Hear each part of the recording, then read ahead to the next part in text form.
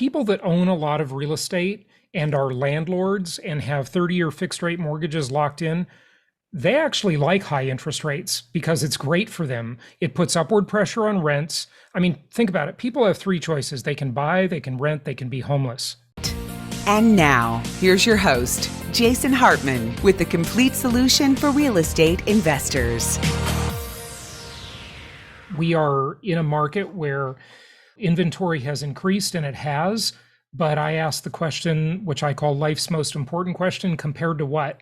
Inventory was so low, I mean, just insanely low to start with.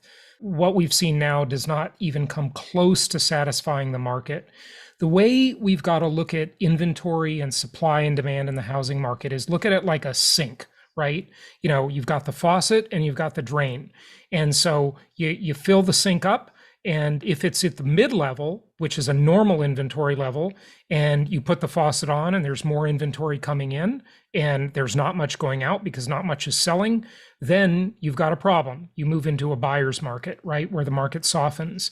But the sink was just had like a little inch of water at the bottom, right? That was the inventory we started with when rates were at a 5,000-year low, which is quite literally how low they were. They've measured interest rates, I kid you not, for 5,000 years. Great book on that by the late David Graeber called Debt, the First 5,000 Years. Really good. So we're coming off a point with just historically low inventory levels. So it's going up a little bit, but it has a long way to go to get to the midline on that sink, which is normal inventory. In fact, inventory has to increase from where it is now by 300 to 500%. Think about that. 300 to 500% increase just to get to normal. Okay, so we're far from a bubble. We're a long way from a bubble, but one will come eventually. There will definitely be a correction eventually. Jason, would you think in an environment like this, you think rents go up? Yeah. So people that own a lot of real estate and are landlords and have 30-year fixed rate mortgages locked in, they actually like high interest rates because it's great for them. It puts upward pressure on rents. I mean, think about it. People have three choices. They can buy, they can rent, they can be homeless. So higher interest rates force people to stay in the renter pool. And so you're absolutely right. It's a really good point.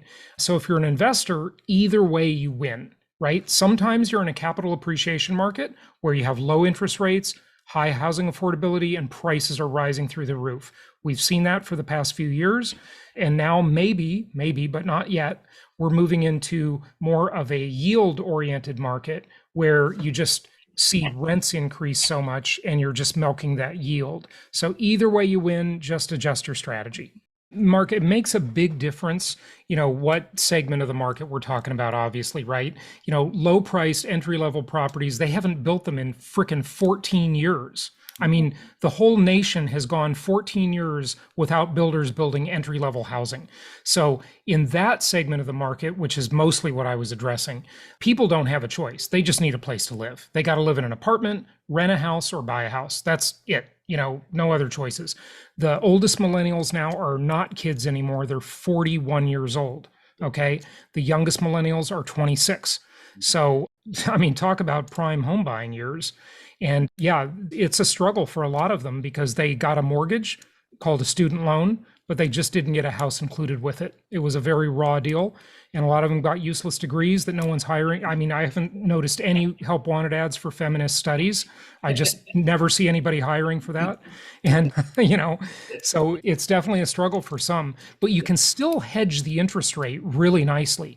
I mean, even with the higher rates, you're still at one of those rare times in history. And it's only happened like a few times over the last, well, since the 40s, right? Where the stated consumer price index inflation rate is actually lower or higher than the 30-year fixed rate mortgage rate. And right there, you're just getting paid to borrow. And people are figuring that out, that it's negative interest rates. So, but even then, I know, Jason, you could probably add to this, but like, all right, the consumer price index is probably, a scam. It's not the real measure of inflation, right? Because like I'm in South Florida also. Rents here in South Florida went up 30%. Like crazy. our apartments that we have here and our houses that we have here are valued like exponentially way more than we ever thought possible, No. just because the rents went up so high. Am I going to bet my investments that's going to happen again next year? No, I mean, I'm not going to bet on future things happening, but still, like, if you factor a real inflation rate of 20, 30%, Yeah. even at 7% mortgage interest rate, you're really still borrowing free money. Like, you're getting paid to actually borrow. You're getting paid more. The higher the inflation rate is, the more you're getting paid to borrow. Like, think about this. They tell us inflation's 8%. You can borrow at 5.5 or 5.25. You're getting paid 2.5% to borrow.